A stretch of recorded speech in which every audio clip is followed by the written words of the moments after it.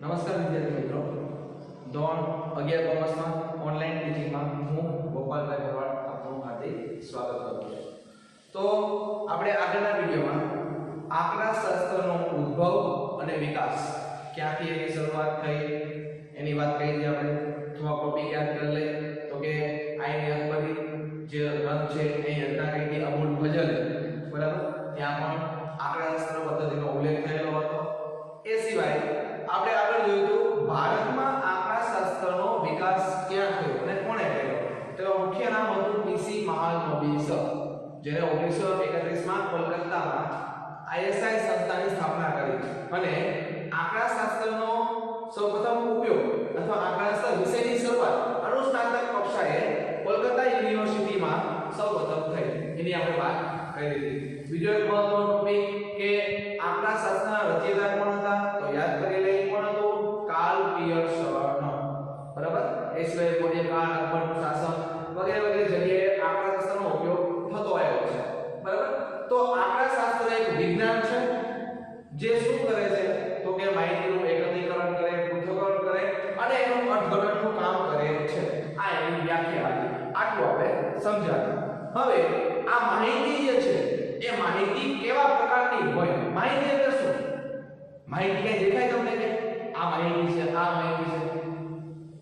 તમે અહીંયા એક ક્લાસરૂમમાં બેઠા છો તો 11 કોમર્સનો ક્લાસરૂમ, આ બધા ક્લાસરૂમની માહિતી એક જગ્યાએ ક્યાં હોય? હાજરી પત્રકમાં હોય. તો આપણે કહી શકીએ કે હાજરી પત્રકમાં માહિતી આપેલી છે. એટલે માહિતીની કોઈ વ્યાખ્યા ન હોય. તમારો જે પર્સનલ બાયોડેટા જે છે એક જગ્યાએ ભેગો થાય એ માહિતી કહેવાય.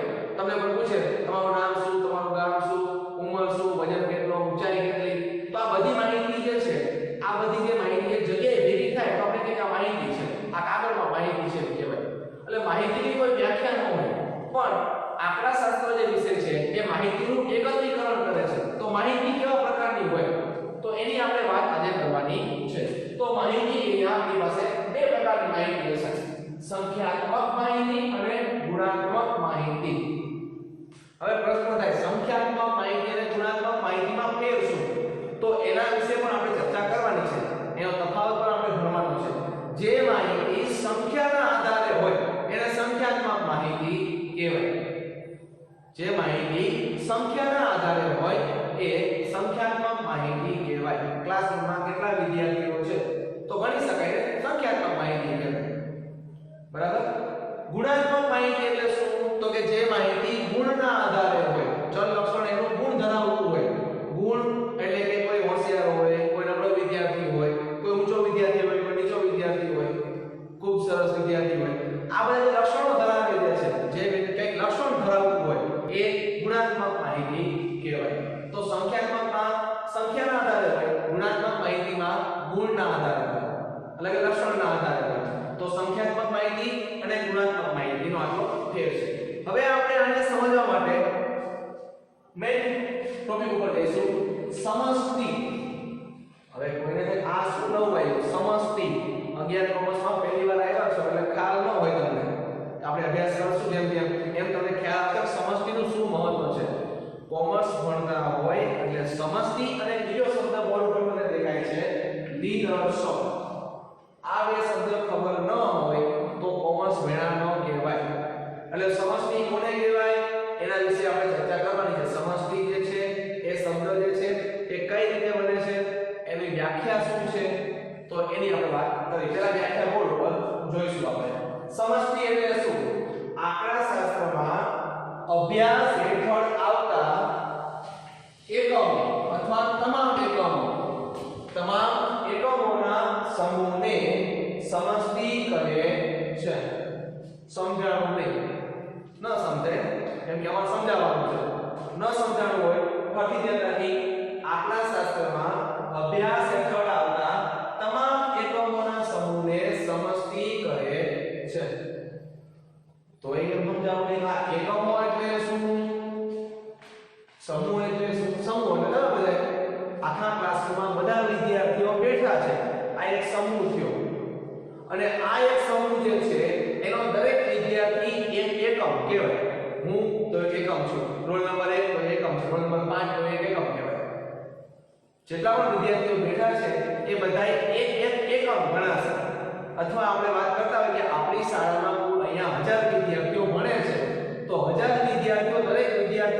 એકમ કહેવાય. અને આ હજાર વિદ્યાર્થીઓ જ્યારે ભેગા થાય એક જગ્યાએ અને એની તપાસ કરવામાં આવે અથવા એની કઈ માહિતી મેળવવામાં આવે તો એ 1000 નો જથ્થો એટલે કે 1000 ની સંખ્યા, એ સંખ્યા જે છે એને શું કહેવાય? સમષ્ટિ કહે છે. સમષ્ટિ એટલે સમજવું હોય તો એક મોટો સમૂહ, આવું પણ તમે કહી શકો. સમષ્ટિ એટલે શું થાય?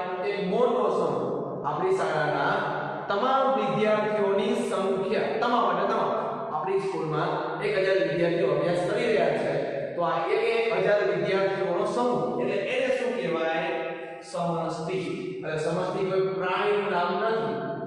સમષ્ટિ એટલે એક મોટો સમૂહ, મોટા સમૂહને સમષ્ટિ કહે છે. અને આ સમષ્ટિ જે છે એને સંકેતમાં કેપિટલ N કહેવાય. સમષ્ટિનું કદ બે આ કહ્યું કે ભાઈ અહીંયા આપણા સ્કૂલમાં 1000 વિદ્યાર્થીઓ અભ્યાસ કરી રહ્યા છે તો એને સંકેતમાં લખવું હોય તો n બરાબર 1000 આવી રીતે લખાય. n બરાબર 1000, કેપિટલ N બરાબર 1000. ઉદાહરણ તરીકે હું આપ્યું છે, જો બુકમાં બધાય ઉદાહરણ તરીકે એક ફેક્ટરીના એટલે કારખાનાના કામદારો કે કર્મચારી, કામદારોના જીવન ધોરણનો અભ્યાસ કરવો હોય. જીવન ધોરણ મતલબ કે કોઈ કારખાનામાં વ્યક્તિઓ કામ કરે છે એને શું શું જરૂરિયાત છે, કઈ વસ્તુની કઈ જરૂરિયાત છે, તો એના માટે શું કરવું પડે? પહેલા તો આપણને ખ્યાલ હોવો જોઈએ કે આ એક કારખાનામાં કેટલા લોકો કામ કરે છે. તો આપણને ચોપડીમાં એક ઉદાહરણ એવું છે કે ભાઈ એક કારખાનામાં કુલ 700 કામદારો અથવા કર્મચારીઓ કામ કરે છે તો આ 700 ને શું કહેવાય? બોલો શું કહેવાય? 700 શું છે? તમામ છે ને? તો તમામ એકમોના સમૂહને શું કહેવાય? સમષ્ટિ. તમામ એકમોના સમૂહને શું કહેવાય?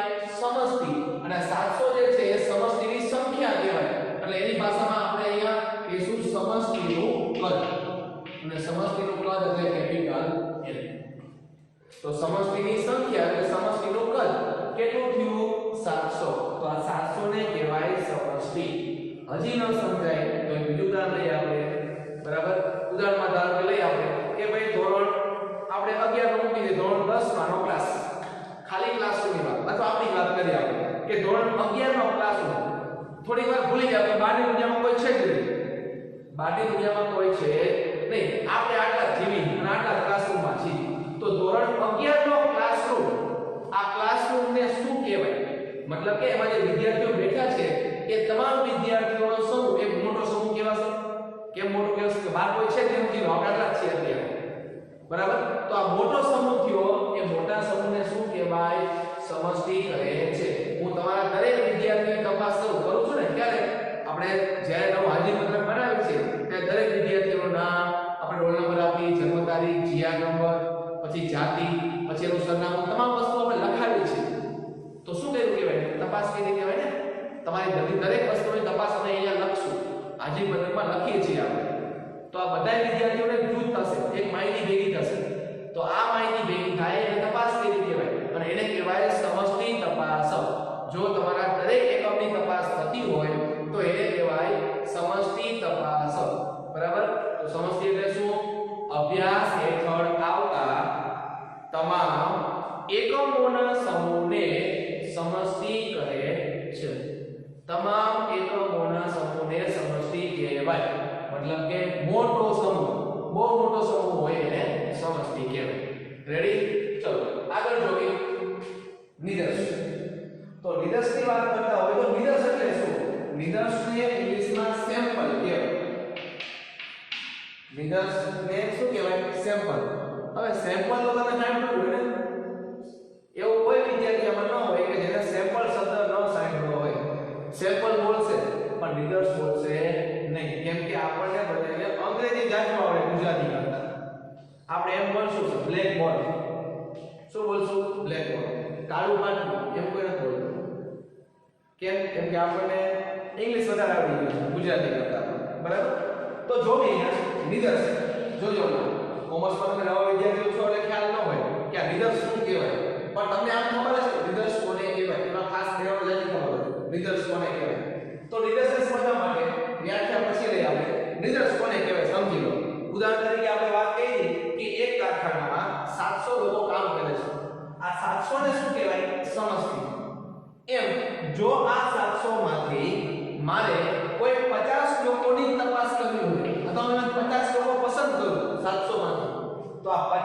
જે છે આ 700 જે છે એને આપણે મોટો સમૂહ કહીશું.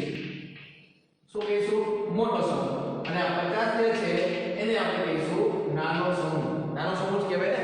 ક્લાસરૂમમાં 50 વિદ્યાર્થીઓ બેઠા હોય તો મોટો સમૂહ કહેવાય. પણ ચલો આપણે 5 વિદ્યાર્થીઓ રમવા લઈ જવા છે તો 5 ને શું કહેવાય?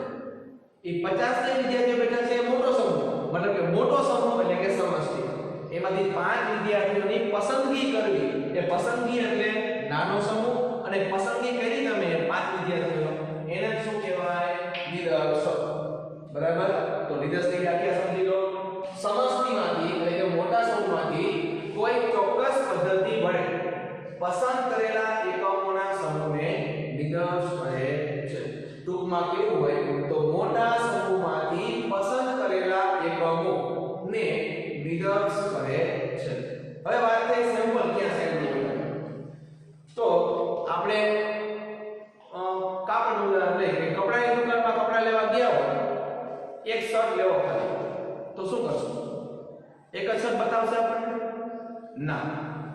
વેપારી જે હોય અથવા જે દુકાનદાર હોય આપણને શર્ટનો ઢગલો કરી દેશે, ટી-શર્ટનો ઢગલો કરી દેશે. એ શર્ટમાંથી અથવા એ ઢગલામાંથી આપણે કોઈ પણ એક શર્ટ પસંદ કરશું તો આખી દુકાનના શર્ટ શું કહેવાય?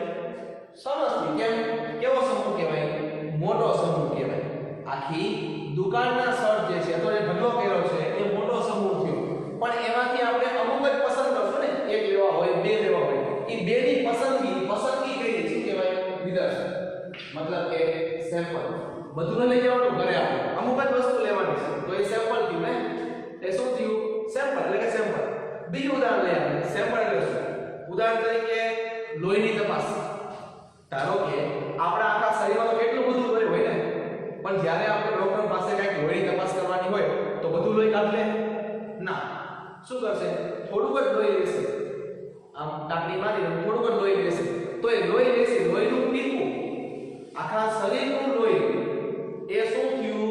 મોટો સમૂહ. એટલે એને શું કહેવાય? સમષ્ટિ. અને એમાંથી નાનું એવું ટીપું એટલે કે થોડુંક લેશું આપણે તો એને શું કહેવાય? નિદર્શક. તો સમજાઈ ગયું? સૌથી મોટો ભાગ એટલે સમષ્ટિ, નાનો ભાગ એટલે નિદર્શક. હજી એક ઉદાહરણ લઈએ આપણે. અહીંયાથી ઘણા બધા વિદ્યાર્થીઓ ડેરીએ દૂધ ભરવા તો ગયા જ હોય.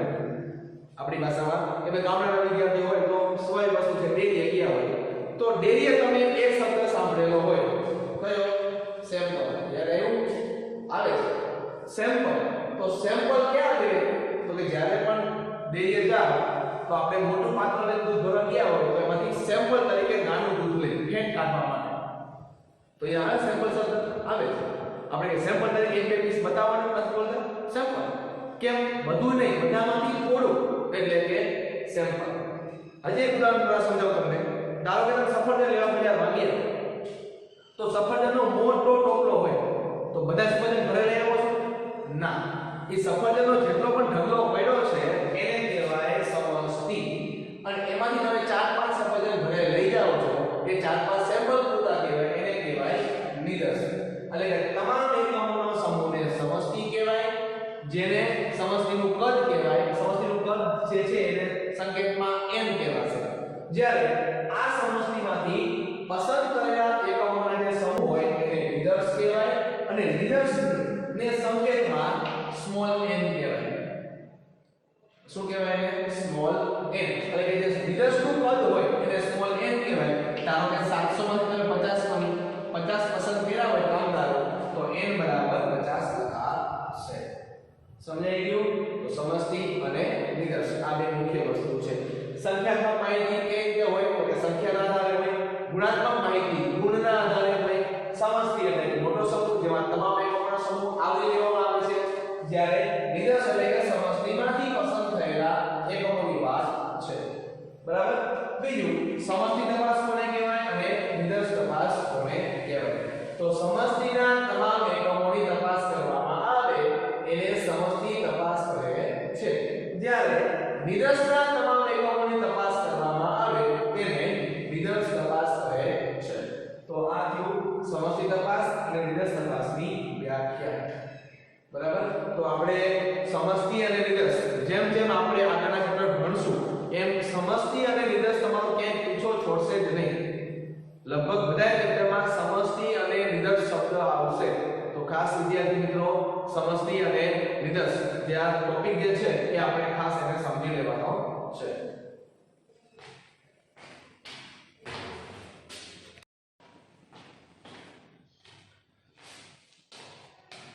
તો આપણે વાત કરતા હતા સંખ્યાત્મક માહિતી અને ગુણાત્મક માહિતી. જે માહિતી સંખ્યાના આધારે હોય એ સંખ્યાત્મક માહિતી કહેવાય. ઉદાહરણ તરીકે સંખ્યાત્મક માહિતી એટલે કે આવો શેમાં હોય? રૂપિયામાં તમે ગણી શકો ને, ગણતરી કરી શકો 5 રૂપિયા 10 રૂપિયા 50,000 રૂપિયા લાખ કરોડ વગેરે વગેરે. તો જે માહિતી તમે સંખ્યામાં માપી શકતા હોય એને સંખ્યાત્મક માહિતી કહેવાય. ઉંમર પણ સંખ્યામાં જ હોય ને, 20 વર્ષ 10 વર્ષ 15 વર્ષ 50 વર્ષ 60 વર્ષ.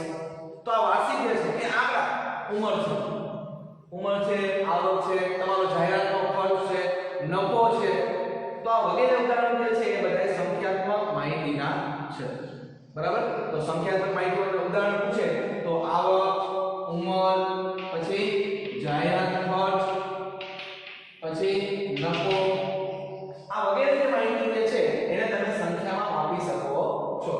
બીજું, જો તમે ગુણાત્મક માહિતી પૂછે તો ગુણાત્મક માહિતીમાં ગુણ લક્ષણો હોય. અને ચલ લક્ષણ જે હોય તમારું એ ગુણ હશે જેમાં લક્ષણો દર્શાવવામાં આવતા. ઉદાહરણ તરીકે પૂછું તમને કે જાતિ તમારી જાતિ કઈ? તો ઘણા બધા વિદ્યાર્થીઓને જાતિ એટલે શું? તો કે ભાઈ મેં આ કાસ્ટના છે. ના, જાતિ એટલે જેન્ડર થાય. તમે પુરુષ છો કે સ્ત્રી. અને જ્ઞાતિ એટલે કાસ્ટ થાય. એટલે ઘણા બધા વિદ્યાર્થીઓને મગજમાં એ પણ ખ્યાલ નથી હોતો. તો આપણે એ પણ ડાઉટ ક્લિયર કરી દઈએ. જાતિ એટલે જેન્ડર, ઇંગ્લિશમાં જેન્ડર કહેવાય.